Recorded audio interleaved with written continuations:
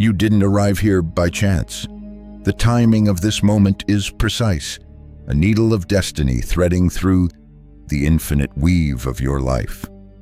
As you hear these words, something ancient in you stirs, a recognition, a soft echo that tells you you've been here before, caught in a loop you could never quite name, for years, perhaps decades.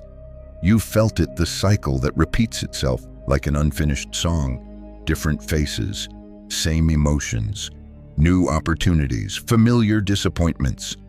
A sense that no matter how hard you try to change the outer picture, the inner film keeps running the same reel. It isn't your fault, and it isn't random. What if I told you that the director of that reel isn't your conscious mind at all, but the patterns written into you long before you could even speak, patterns that were etched into your nervous system in the tender years when your brain was wide open, absorbing everything without filter? These imprints didn't just shape your psychology. They coded the very field around you, like invisible software telling the quantum stage which scenes to play and which to hide from view. And now, here you are, poised at the edge of awareness, beginning to realize that the unseen hand guiding your choices might be your own forgotten programming. This is not a curse. It is a call, because the same place where those imprints were born is the very place you can re-script them. You are not bound to replay the same cycles forever. You are not destined to be the echo of your past. Right now, in this breath, the child who once survived is handing the pen back to the adult who can create. This moment is the hinge, the instant where unconscious loops end and conscious authorship begins. The quantum field is listening. The question is, what will you choose to broadcast now? The moment you hear that question, what will you choose to broadcast now? A silence lingers, and in that silence, we begin peeling back the layers of the unseen. Because what's really been broadcasting from your field all these years isn't your conscious intention, but a hidden code installed long before you could defend against it. Childhood programming operates like invisible software, humming in the background, quietly dictating the parameters of your reality. And here's the part most people miss. Your consciousness doesn't perceive reality in some pure, neutral way. It never has. Every observation you make, every possibility you lean toward, is filtered through the lens of that programming. Imagine wearing glasses with tinted lenses. Not only does the world look a certain color, but after long enough, you forget the glasses are even there. This is what early patterns do. They become the unquestioned filters shaping your quantum perception. Scientists studying the observer effect discovered that particles exist as waves of probability until observed, and then they collapse into form. Now apply that principle to consciousness itself. The act of your attention selects which possibilities collapse into your lived reality. But if your attention is already programmed by old imprints, scarcity, unworthiness, invisibility, then your observation is far from neutral. It is biased toward repeating what your nervous system already expects. Think of it like a radio receiver. The universe is broadcasting infinite channels: love without fear, abundance without struggle, joy without condition, but your childhood imprint tunes your receiver to only one narrow band. You don't realize you're missing out on entire frequencies because your device was calibrated in those early, sponge-like years. What you keep calling my reality may just be the station you've been unconsciously locked into since age 7. This is why patterns feel so persistent, why the same types of relationships keep showing up, why opportunities slip through your fingers just when they seem within reach, why every effort to fix yourself feels like swimming upstream. The observer effect isn't just a fascinating footnote of quantum physics. It's the very principle that explains why your subconscious is the true architect of your fate. And yet, there's more. Beyond the individual level lies what biologists and consciousness researchers call morphic resonance. Every thought, every belief, every nervous system imprint doesn't just remain inside of you, it resonates outward, syncing with similar patterns in the collective field. Like attracts like, not only in relationships or money, but in the very architecture of possibility. If you carry the unconscious pattern that love equals abandonment, you are magnetized toward people whose field echoes the same wound, not because you're broken, but because resonance seeks itself in the field. That is why the work we're talking about cannot be reduced to psychology or mere positive thinking. It's not just about replacing old affirmations with new ones, like updating a to-do list. These patterns are electromagnetic signatures encoded in your body and broadcast into the fabric of reality itself. Until you see them, they continue transmitting beneath awareness, collapsing the same limited spectrum of possibility again and again. And here's the paradox: most of these codes were installed before you had any choice in the matter. You were a child, absorbing everything your caregivers' fears about money, their beliefs about love, their reactions to stress as if it were gospel truth. That was the download. You never consented to it, but it became the architecture of your subconscious operating system. And so you grew, all the while believing you were choosing freely, when in truth, the invisible software was making those choices for you. But software can be updated. Programs can be rewritten. The observer effect that has been unconsciously collapsing possibilities into limitation can just as powerfully collapse them into expansion once you begin to recognize the bias in your lens. The first step is awareness. Awareness itself changes the code. Picture a darkened room lit only by an old projector. The same film reel runs endlessly, casting shadows on the walls. You keep getting caught in those shadows, mistaking them for reality. But the moment you turn around and see the projector itself, the hidden reel, the machinery running in silence, you realize something profound. The shadows were never the limit. The reel can be switched. The film can be changed. And as you let that realization sink in, you begin to feel the faint stirring of choice again. Not the forced choice of willpower, but the deep choice of consciousness. To look with new eyes, to observe differently, to broadcast a new frequency into the field. This is the threshold you stand at now. The next step is to see how one of the most common loops, the not enough pattern, hijacks the field so consistently that even success becomes another cage. And when you recognize it, you'll see the way out. And so we arrive at the first of these hidden loops, the one that whispers most insistently, the one that sits at the root of countless restless nights and endless striving, the not enough loop.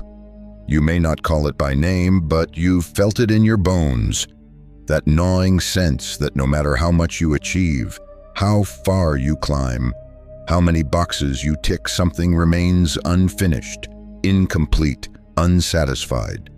It's as if the finish line keeps moving just a few steps further away. This loop usually begins in the most tender years, when love itself is conditioned.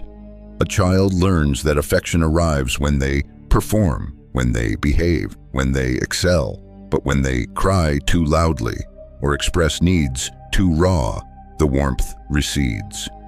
The nervous system begins to form an equation. Love equals performance. Worth equals productivity. Safety equals struggle. What begins as survival strategy in the mind of a child calcifies into the silent operating system of the adult. And so the loop plays out. You get praised for achievement, so you keep achieving. You are rewarded for self-denial, so you keep sacrificing. Each success delivers a brief moment of relief. But then the code reactivates, demanding more, whispering, not enough, not yet, not quite, like a hungry ghost. This pattern consumes joy before you can taste it. This is why so many high achievers, from the outside, look successful but feel hollow inside. Their lives are a series of conquests that never bring them home.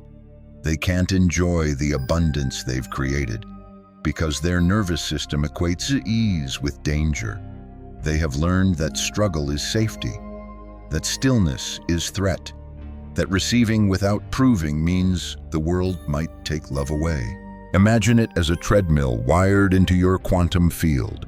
No matter how fast you run, the scenery doesn't change. You can't step off, because stepping off triggers the nervous system's warning siren. If you stop, you won't be loved. If you rest, you won't be safe. This is the silent tyranny of the not enough loop. It doesn't just influence your behavior, it shapes the very possibilities the field will allow into your experience. The observer effect here becomes painfully clear. If your observation is filtered through the belief that your worth must be earned, then the field collapses realities that confirm it. Abundance appears only through exhaustion. Love arrives only with conditions. Recognition comes only when you push yourself past your breaking point. Possibilities of ease, joy, and effortless flow remain invisible, filtered out by the program itself. But here's the paradox: this loop is not your enemy. It is, in fact, an intelligent adaptation to a world that once felt unsafe. The child version of you wasn't wrong for encoding it. That child was brilliant finding a way to survive, to secure love, to navigate chaos. The loop was a life raft on stormy seas. The problem is not that you created the pattern. The problem is that you are still floating on the raft long after you've reached the shore. This is where quantum awareness begins its magic. Because the moment you see the loop for what it is, an outdated survival code rather than an eternal truth, you create space. Awareness is like shining light on a locked door. The door hasn't vanished, but now you can see the handle. You can turn it. You can step into a new room. And when you begin to experiment with even the smallest acts of receiving without proving, the field responds. You might notice synchronicities that bring resources more easily. You may find moments where joy comes unearned, and instead of rejecting them, you let them land. These are not small victories, they are quantum cracks in the loop. Each moment of awareness changes the broadcast. Each refusal to collapse into the old pattern allows a new possibility to appear. But there's more. The not enough loop rarely travels alone. It often weaves itself together with another equally potent survival code, the safety of invisibility. Because if you learned as a child that being visible was dangerous, then, no matter how much you achieve, you will unconsciously dim your own light. And that pattern deserves its own unveiling. And so, from the hunger of the not enough loop, we step into another pattern that is just as silent, just as persistent, and perhaps even more insidious: the safety of invisibility. If the last loop drove you to perform endlessly, this one whispers a different message. Stay small, stay quiet, stay unseen, or danger will find you. This pattern often takes root in childhoods where chaos was the background music, where tempers flared without warning, where conflict erupted like sudden storms, where unpredictability was the only constant. In such an environment, a child learns quickly. Attention is dangerous. Visibility equals vulnerability. To be seen is to risk attack, abandonment, or rejection. And so the nervous system does something remarkably intelligent. It cloaks you.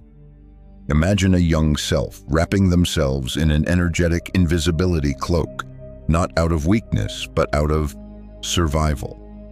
This cloak teaches you to dim your light, to hold back your voice, to shrink your presence so you don't trigger conflict.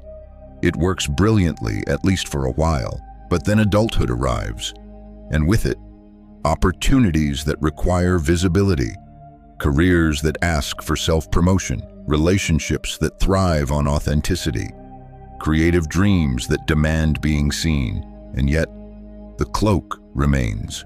You may recognize this cloak in subtle ways, the hesitation before speaking up in a meeting even though you know the answer, the reluctance to charge what your work is truly worth, because some inner voice warns you not to be too much, the pattern of downplaying your gifts, of keeping your brilliance tucked away, just to maintain the safety of staying unnoticed. This invisibility program doesn't just live in your behavior, it echoes through your quantum field.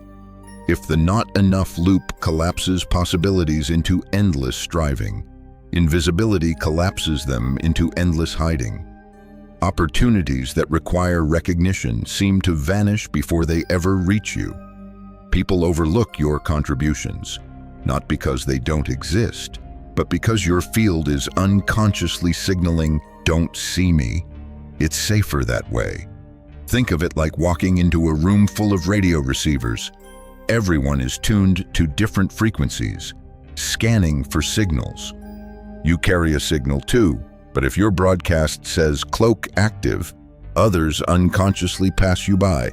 Not because you lack value, but because the morphic field you're transmitting doesn't allow you to register on their station. You can be the most brilliant mind in the room, the most capable, the most gifted, and still remain unseen, because your nervous system equates visibility with threat. And yet here lies the paradox again. This cloak was once genius. It kept you safe in a world too volatile for a child's tender system. It was your shield, your armor, your strategy for survival. The problem is not that you wore it then, but that you never learned how to take it off. Quantum awareness begins to loosen the clasp, because when you bring your adult presence into contact with that younger self who first wove the cloak, something profound happens.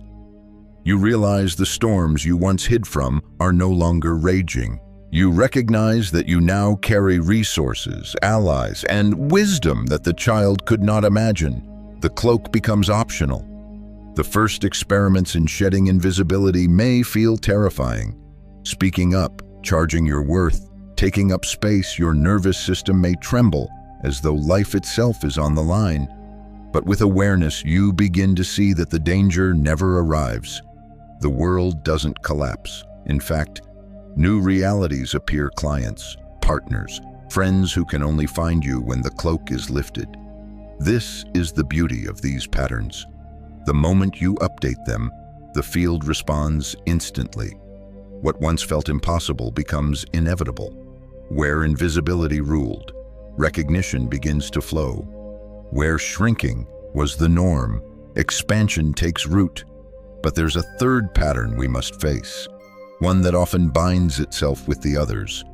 It doesn't just hide you, and it doesn't just push you to strive, it keeps you locked in constant vigilance, scanning every horizon for danger, sacrificing your own needs for the sake of survival. It is the pattern of the rescuer, the caretaker, the hypervigilant child.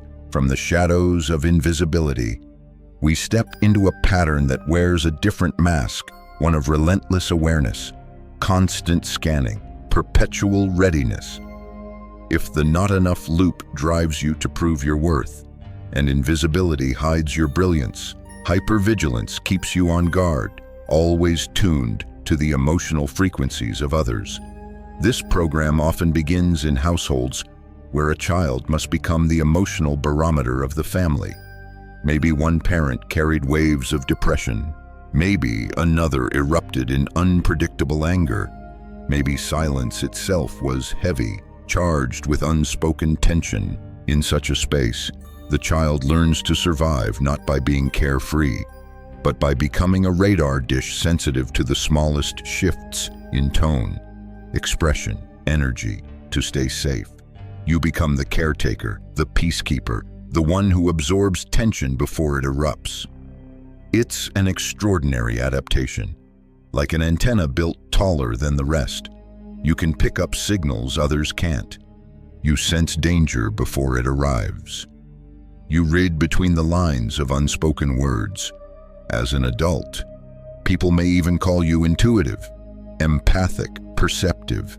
And it's true, those gifts are real, but they come at a cost, because hypervigilance doesn't rest. It doesn't switch off when the crisis ends. Your nervous system, once trained to stay alert, keeps broadcasting the frequency of watchfulness. Even when no threat exists, you enter a room and unconsciously scan every face. You step into relationships and immediately monitor the other person's mood, often sacrificing your own needs to keep the balance. You may even find yourself magnetized to those who require saving, partners who are unavailable, colleagues who lean on your energy, friends who see you as the eternal supporter. In the quantum field, this pattern creates what I call signal interference. Your system sends out two broadcasts at once. See me as strong enough to carry you, and don't leave me if I stop carrying. The field answers with relationships that confirm both messages. You become indispensable but unseen, valued for your giving but rarely nourished in return. It's not malice, it's resonance. Your hypervigilance finds its match in others' unmet needs, and together, the loop tightens. Think of it like tuning forks. Your nervous system vibrates at the frequency of caretaker, and the universe dutifully brings in other forks that resonate with that tone, people who unconsciously seek rescuers. You collide, you harmonize, and the pattern plays out again. And every time it does, your field collapses into the same outcome. You give, they take, and your own dreams recede further into the background. But let's pause and remember, hypervigilance is not a flaw. It was brilliance in the face of chaos. A child who could not change the storm learned instead to predict its weather patterns. That sensitivity, sharpened through necessity, became both survival and gift. The tragedy is not that you developed it. The tragedy is that it still controls you decades later, when the storm no longer exists. Quantum awareness offers the release. When you step back and see the pattern, not as me, but as a program running in me, the grip begins to soften. You realize that the antenna can still exist, but it no longer needs to dominate your every moment. You can keep the gift of sensitivity while discarding the compulsion of self-erasure. At first, choosing not to rescue may feel like abandonment. Saying no may trigger waves of guilt or fear. Your body may protest with tension, as though you've broken an ancient survival law, but in truth, you're simply rewriting the broadcast. You're teaching your nervous system that love doesn't require sacrifice, that safety doesn't demand constant watchfulness, that intimacy can exist without exhaustion.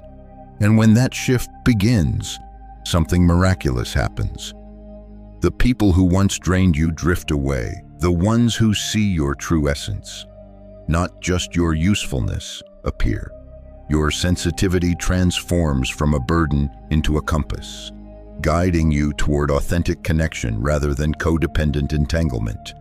This is the turning point, because all three patterns, the striving of not enough, the shrinking of invisibility, and the tension of hypervigilance, are not separate. They live in the body, in the nervous system, encoded as somatic memory. They don't just shape how you act, they shape what you can perceive as possible in the first place. And that brings us to the next revelation.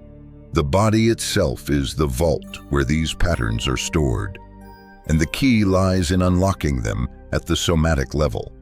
From the vigilance of the rescuer, we now descend into the deeper vault where all three patterns, striving, hiding, and scanning, are stored, not in the mind, not in the stories you tell yourself, but in the very tissues of your body.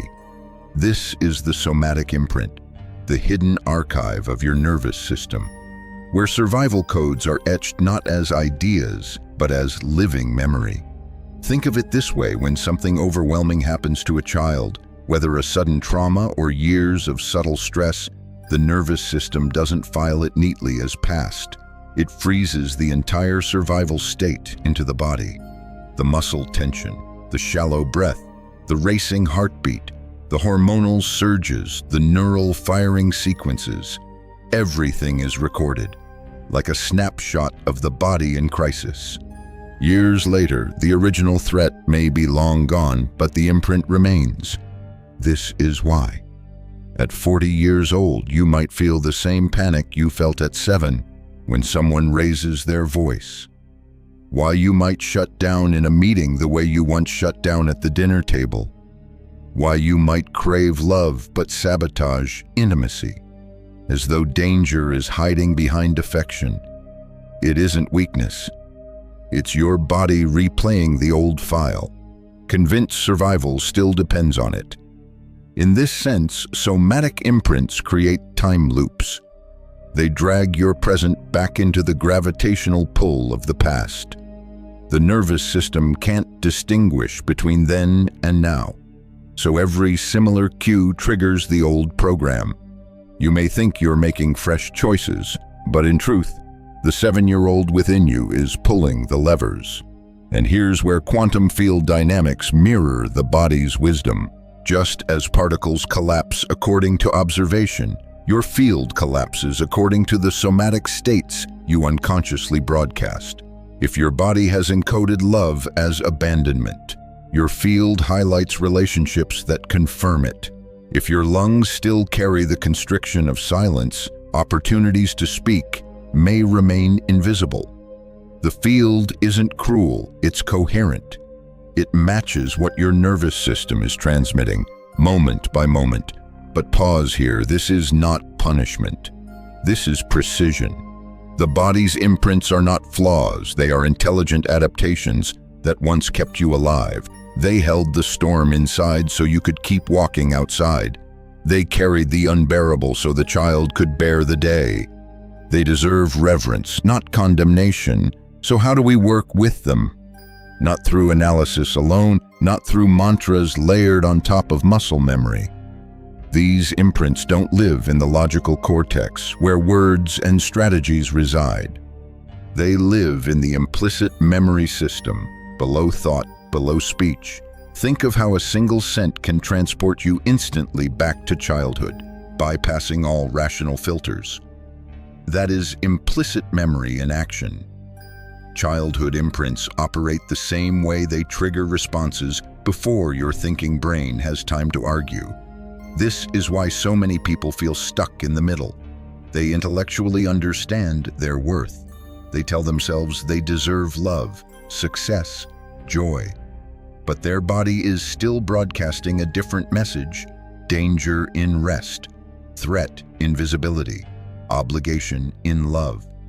The conscious mind may be trying to change the channel, but the nervous system is still transmitting the old frequency, and the quantum field answers to that. Imagine 2 radio stations playing at once. One says, "I am worthy," "I am safe," "I am loved." The other hums beneath it, "Be careful," "Stay small," "Prove yourself." Which signal does the field respond to? Always the stronger, always the more consistent, until the somatic imprint is met directly. The background station will dominate. Here lies the revolutionary shift. You are not doomed to replay these loops forever.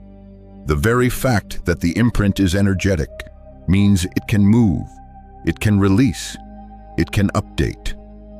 The freeze of childhood can thaw in the presence of adult awareness. The contracted muscles can relax when they are seen without judgment. The shallow breath can deepen when it is allowed to feel safe again. Quantum awareness is the key to this thawing, because it takes you out of the linear mind and into the felt sense of now. In that state, you don't just think about the imprint, you encounter it directly as sensation, as energy, as living memory, and in that encounter, time itself bends. You're no longer replaying the past unconsciously, you're meeting it consciously, bringing resources to the child within you that they never had before. And when that happens, the loop begins to dissolve. The nervous system realizes the danger has passed. the imprint starts to update, and the field, always responsive, always precise, shifts to match. This is the hinge of transformation. And the next step is to understand how to enter that state of awareness, that precise frequency of consciousness where the rewriting can finally occur. From the somatic vault where time loops replay themselves, we step into the possibility of decoding them, of rewriting not with force, but with awareness. And here is the paradox that so many seekers miss. You cannot think your way out of a pattern that was never installed by thought. These childhood codes were etched into your nervous system long before you had language, reason, or logic. They live beneath the surface, pulsing as sensation, tension, contraction, breath. To reach them, you must descend into a different state of consciousness, what I call quantum awareness. Quantum awareness is not ordinary relaxation. It is not the casual drift of daydreaming or the busy work of problem solving. It is the shift into the same brainwave states in which the patterns were first installed. Between birth and age 7, your brain lived primarily in theta frequency, a deep, receptive, hypnotic state. That is why you absorbed everything without question, why every unspoken belief, every emotional climate became your truth. And so, to rewrite the code, you must return to the same level of consciousness where it was written. Think of it like programming a computer.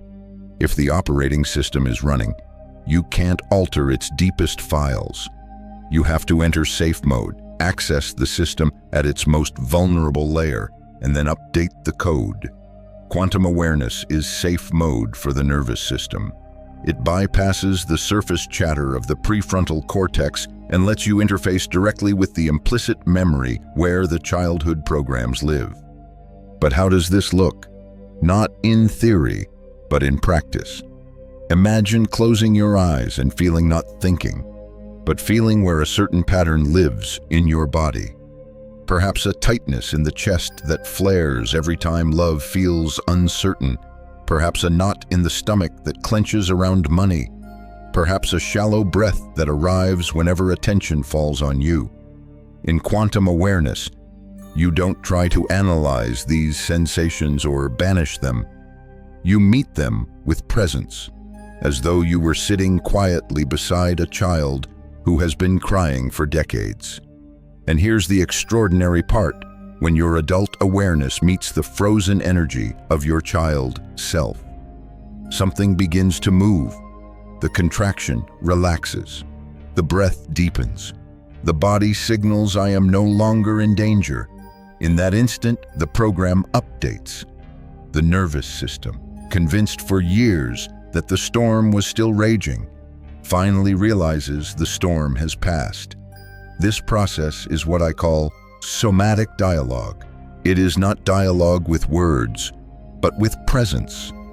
The body reveals its story not in sentences, but in sensations, images, impulses, a cramp of fear that slowly unwinds, a sudden warmth flooding the heart, tears emerging from nowhere, carrying decades of silence with them. These are not random reaction, they are the nervous system releasing the file, completing the survival response that was frozen long ago. And as this release happens, the quantum field responds, because your broadcast is no longer jammed by the interference of outdated patterns. You are no longer transmitting love equals loss or success equals danger. You are broadcasting coherence, clarity, presence. The field, always a mirror, always precise, collapses into new realities that match the new signal. This is why profound change can feel instantaneous. A person may carry the not enough loop for 30 years, but the moment their nervous system truly recognizes safety and ease, a new spectrum of possibility becomes visible. They suddenly see opportunities they were blind to. They allow love in where before they repelled it. They attract abundance without the old compulsion to struggle. Nothing external magically changed. Their field simply began responding to a new broadcast. But here's the truth: quantum awareness isn't a one-time event. It's a practice, a way of relating to yourself. Each pattern carries layers, like rings of a tree. As you meet one contraction, another may surface, asking for presence. And each time you enter awareness, each time you update the code, your coherence grows stronger, your signal clearer. Think of a tuning fork. At first, its sound may be weak, distorted by noise, but strike it again and again, and the vibration stabilizes. Soon, it can make every instrument in the room harmonize with its frequency.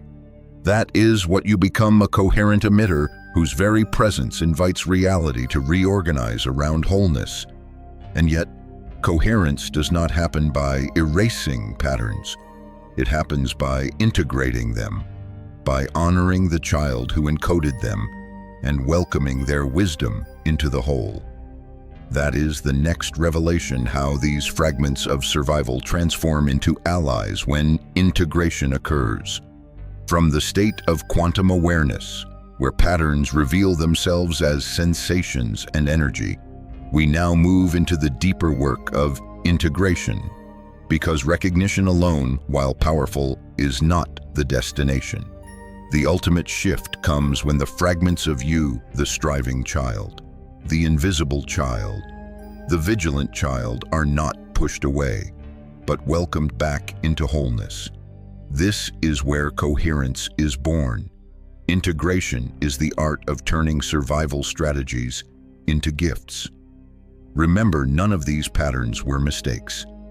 They were intelligent solutions crafted by a child navigating impossible landscapes.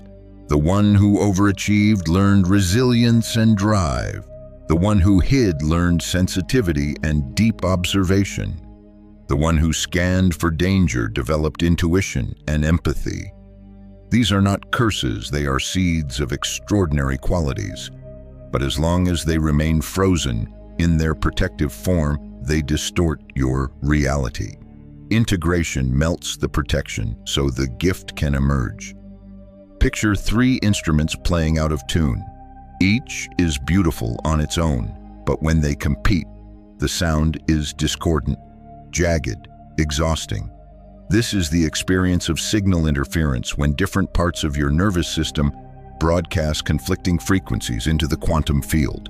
One part says, "See me," another says, "Hide me," a third says, "I must save everyone."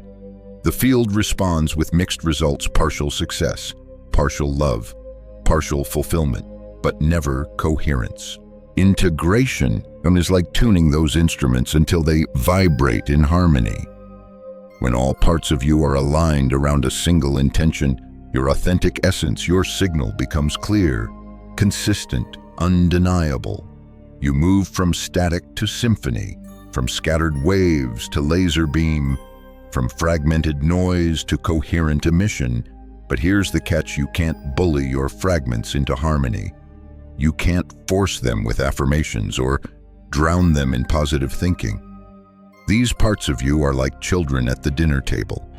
If one has been silenced for decades, it won't sing just because you demand it. It will sing when it feels safe. Integration requires patience, compassion, dialogue. To look each part in the eye and say, "I see you.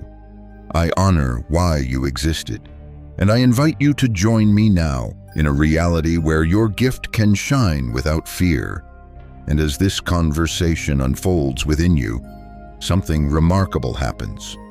The not enough child begins to relax, recognizing that worth was never tied to performance. The invisible child steps forward, discovering that being seen no longer threatens survival. The hypervigilant child lowers their antenna, realizing the storm has passed. Each part updates its role, not erased, but evolved. At this point, the quantum field begins to respond with breathtaking precision, because coherence is irresistible. Just as a tuning fork makes nearby strings vibrate in harmony, your coherent broadcast organizes reality around you. Relationships stabilize. Opportunities align. Synchronicities multiply. It feels less like you are forcing manifestation, and more like reality is naturally unfolding to meet you. This is why true integration is not about effort, it's about alignment. When your nervous system stops sending mixed messages, the field no longer has to choose which one to mirror. It simply amplifies your essence. And manifestation, which once felt like struggle, becomes a natural byproduct of who you are. Imagine standing in front of a mirror made of water. When your signal is fragmented, the reflection is rippled, broken, distorted. You can't quite see yourself. But when your signal becomes coherent, the water stills. The reflection is clear. You see yourself fully, and reality sees you too. And this clarity has a ripple effect far beyond the personal, because coherence doesn't stop at the edge of your skin. It reverberates into the morphic field, altering not just your life, but the collective patterns humanity has carried for generations. And that is where our journey now turns toward the collective resonance that makes your personal healing part of a much larger evolution. As the field of coherence settles within you, it begins to extend beyond your own boundaries. The patterns you once carried in isolation are never truly isolated. Every thought, every energy imprint, every unconscious broadcast resonates outward, linking with the larger human field. Your nervous system may have encoded the loops for survival, but the morphic field, the invisible web connecting all consciousness, amplifies them, repeating familiar struggles across generations. Scarcity, conditional love, hypervigilance. They are not just personal limitations, they are collective echoes. When you step into coherence, when your nervous system broadcasts a unified signal of integration, the resonance shifts. Imagine dropping a pebble into a calm pond. The ripples spread, reaching far beyond the point of impact. The morphic field responds to your updated frequency. Patterns that once reinforced struggle and limitation begin to weaken, not instantly dissolving, but softening enough for others to glimpse alternative possibilities. The quantum field doesn't favor you alone. It mirrors the clarity, strength, and coherence of your broadcast to everyone attuned to similar frequencies. Consider the not enough loop. When you update it, moving from striving to ease, your signal touches those around you, subtly reshaping what they perceive as possible. Others may unconsciously feel that it is safe to receive recognition without overexertion, or that self-worth need not be earned through relentless proving. The invisible chain reaction begins.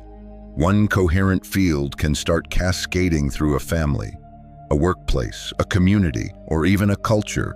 Small awakenings can trigger monumental shifts. And it's not only about limitation. Every survival strategy, once integrated, becomes a beacon of latent potential. The vigilance you once used to protect yourself becomes a template for healthy discernment. The sensitivity you learned in invisibility becomes a model for authentic expression. Your recalibrated nervous system becomes a map, showing others that abundance, safety, and joy are not only possible, they are natural states. The quantum mechanics here are poetic. Your consciousness doesn't just influence your immediate surroundings. It interacts with the morphic field that holds collective human experience. When millions carry unintegrated childhood patterns, scarcity feels inevitable. Love seems conditional. Safety always requires effort. But when you transform yours, you create subtle openings in the field. You offer proof at an energetic level that different possibilities exist, that coherence is achievable, that evolution is not theoretical, it is tangible. This is why personal transformation matters far beyond the individual. It is a form of conscious evolution in action. Every time you collapse a childhood pattern into clarity, you weaken the loops that once held others in place. Every moment you radiate integrated presence. You make coherence more accessible to the collective consciousness. It is the unseen mechanics of awakening. One life aligned shifts the quantum field enough for others to align more easily. But the influence is not linear. Time itself folds here. The resonance of your integration can ripple backward, reframing past experiences not just for yourself, but indirectly affecting how ancestral patterns manifest in the present. By resolving your loops, you subtly restructure the field that once dictated their repetition. The past, the present, and the future woven together become responsive to your conscious signal. The lesson is profound.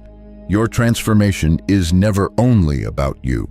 Every update you make, every pattern you integrate, every signal you broadcast in coherence contributes to the evolution of consciousness itself.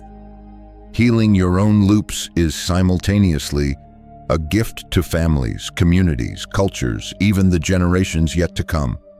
You are a node in a vast web, and when you tune yourself to clarity, the whole network begins to hum in harmony. And now, having seen both your personal landscape and its ripples into the collective, the final step becomes clear. It is the step into full embodiment, where all layers of awareness, integration, and resonance converge, allowing you to broadcast as a coherent emitter. This is where manifestation, presence, and influence align naturally. From the vast resonance of the collective field, we narrow the focus back to you, not as a single isolated self, but as a node of clarity, as a signal that reorganizes reality. Because when the loops dissolve, when invisibility lifts, when hypervigilance softens and striving releases, you arrive at coherence. And coherence is more than balance, it is power. It is the state of becoming a coherent emitter. What does this mean? Imagine a laser. Ordinary light scatters in every direction, weak, diffused, diluted. But when the waves align, when they oscillate in perfect sync, the light becomes focused, powerful enough to cut steel or travel to the moon. That is coherence.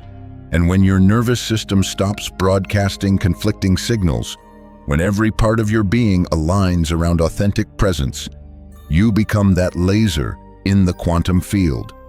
The field responds instantly. Synchronicities increase, not as random chance, but as reflections of your clarity. Opportunities arrive, not through strain, but because your broadcast is consistent. Relationships shift, no longer distorted by old survival codes, but resonating with your essence. Life feels less like something you must wrestle with, and more like a river you are finally flowing with. This doesn't mean challenge disappears. Life will still offer tests, still bring unknowns, but in coherence, those tests no longer destabilize you. Instead of collapsing back into the child's code, your field continues to broadcast the adult's integration. You navigate storms not with hypervigilance, but with discernment. You meet setbacks not with striving, but with grounded presence. You show up visible, authentic, and unafraid, and reality reflects that back to you again and again. The most beautiful part of becoming a coherent emitter is how natural it feels. There's no forcing, no elaborate technique. It's simply the absence of internal contradiction. You're not battling yourself anymore. You're not sending mixed messages to the field. You are whole, and wholeness is magnetic. Think of your life story as a book. For years, different chapters may have contradicted each other. One page declared your brilliance, the next erased it. One chapter celebrated love, another warned against it. But in coherence, the story reorganizes. The narrative thread becomes clear. Every challenge was training, every wound a portal, every loop a curriculum for your awakening. And from that coherence, you emit a frequency that tells reality, I know who I am. I am aligned, I am whole, and the field listens. Because the quantum field does not argue, it reflects. It doesn't decide what you deserve. It mirrors what you broadcast. When you are fragmented, it mirrors fragmentation. When you are coherent, it mirrors coherence. And coherence, amplified through one conscious being, can ripple across generations. This is the destiny of integration, not simply personal relief, but collective transformation. You become a lighthouse in the fog, not because you try to shine, but because you cannot help it. Your very presence illuminates new possibilities for those still trapped in loops. And as you stand here now, breathing into this truth, you realize that the journey has never been about erasing the child within. It has been about welcoming them home, aligning every fragment into harmony, and allowing your signal to radiate without distortion. This is what it means to live as a coherent emitter, an integrated, authentic being whose very frequency is creation itself. From here, the path is ongoing. Each day, each breath, each moment is another opportunity to broadcast coherence, not as effort, as being. And with each broadcast, reality bends. And so, from the radiant clarity of coherence, we soften our gaze, returning gently to the still point from which this entire journey began. We began with patterns, hidden loops from childhood that once seemed to write your fate. We walked through the striving of not enough, the hiding of invisibility, the tension of hypervigilance. We traced them back into the body, into somatic imprints stored as time loops, and we uncovered the path of quantum awareness as the decoder. Now, in this moment, the landscape looks different, not because life has promised no more storms, but because you no longer confuse the storm with your identity. You recognize the loops as intelligent adaptations once necessary, no longer sovereign. You see the child who survived, and you welcome them home, not as a wound to fix, but as a gift to integrate. Feel the breath that moves through you now. Each inhale, an invitation, each exhale, a release. This is coherence in action, not a theory, not a technique, but a living presence. The field is listening, always, and it mirrors the frequency you carry now. That frequency need not be perfect. It need only be true. You may notice the world beginning to shift around you, synchronicities appearing, doors opening, people showing up differently. Take them not as cosmic favoritism, but as confirmation the field responds to clarity. The universe is not rewarding you, it is reflecting you, and you are learning to see yourself without distortion. From here, the practice is simple. Return often to awareness. Feel the patterns when they arise, not as enemies, but as echoes asking to be updated. Meet them with compassion, with presence, with breath. Allow them to integrate. Allow your coherence to strengthen. And as it does, watch how your life story continues to reorganize, not as fragment, but as a curriculum of awakening. Because in truth, your healing was never just about you. Every pattern you integrate weakens the collective field that carried it. Every moment of coherence you embody makes coherence more accessible to the human story as a whole. Your presence becomes part of the great retuning of consciousness. So let us end where we began, with awareness. You stand now as a coherent emitter, broadcasting not the loops of childhood survival, but the signal of authentic being. And in that signal, infinite realities are waiting to collapse into form. Breathe once more, feel the quiet, and remember every moment is another chance to broadcast coherence into the field. Every breath is another doorway to creation. The child survived, the adult creates, the field reflects.